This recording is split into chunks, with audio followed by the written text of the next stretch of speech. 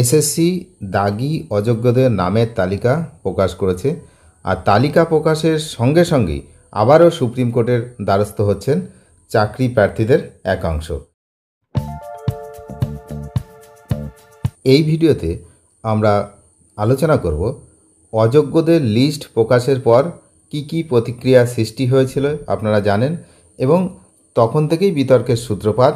যখন থেকে এই অযোগ্যদের তালিকা প্রকাশ হয়, এই মুহূর্তে সবচেয়ে বড় আপডেট, অনেক তালবাহনার পর শনিবার রাতে অযোগ্যদের তালিকা প্রকাশ করেছে স্কুল সার্ভিস কমিশন।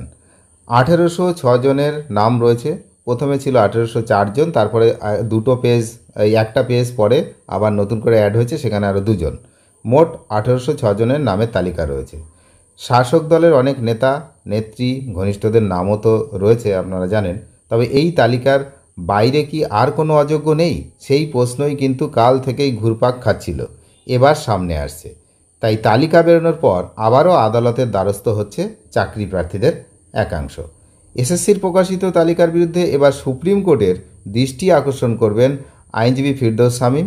আইনজীবীর দাবি এই তালিকা সম্পূর্ণ নয়, এর বাইরে আরও অনেক অযোগ্য আছে বলে দাবি আইনজীবীর। ওএমআর জালিয়াতি, র্যাঙ্ক জাম্প মিলিয়ে নবম দশম নিয়োগের ক্ষেত্রে 993 জনকে, একাদশ দ্বাদশে 810 জনকে চিহ্নিত করার কথা উল্লেখ করা হয়েছিল। শনিবার যে তালিকা প্রকাশ করা হয়েছে, তো মূলত ওএমআর জালিয়াতি ও র্যাঙ্ক জাম্পের অভিযোগের ভিত্তিতেই তৈরি। তবে এর বাইরে আরও অনেক বেআইনি নিয়োগ হয়েছে বলে অভিযোগ। আইনজীবী ফিরদৌস শামীম তিনি দাবি করেছেন, মেয়াদ উত্তীর্ণ প্যানেল থেকে যারা চাকরি পেয়েছেন তারাও বেআইনি চাকরি প্রাপক বলে দাবি। অভিযোগ, প্যানেলের মেয়াদ থাকে 1 বছর, সেই হিসেবে তৃতীয় কাউন্সিলিং থেকে পুরো প্রক্রিয়াটাই বেআইনি। সেক্ষেত্রে আরও অনেক নাম বাদ পড়া উচিত বলে দাবি আইনজীবীদের। শামীমের যে বক্তব্য, কাদের অতিরিক্ত নিয়োগ করা হলো সেই লিস্টও নেই।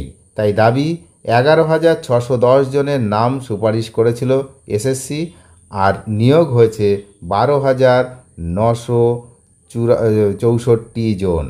এছাড়া 2016 ওই নিয়োগের প্যানেলে নাম না থাকা বা সুপারিশ না করা অনেকেই নিয়োগপত্র পেয়েছেন বলে অভিযোগ। তাদের নামও যাতে প্রায় প্রকাশ পায় সেই দাবি কিন্তু জানাবেন চাকরিহারাদের একাংশ।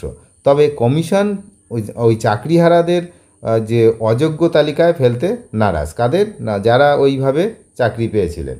তো যাই হোক, এখন এই বিষয়ে কিন্তু সুপ্রিম কোর্টে আবারও দ্বারস্থ হচ্ছে আইনজীবীদের একাংশ, সঙ্গে হচ্ছে চাকরি যারা প্রার্থী তাদের একাংশ। অনেক ধন্যবাদ শেষ পর্যন্ত দেখা।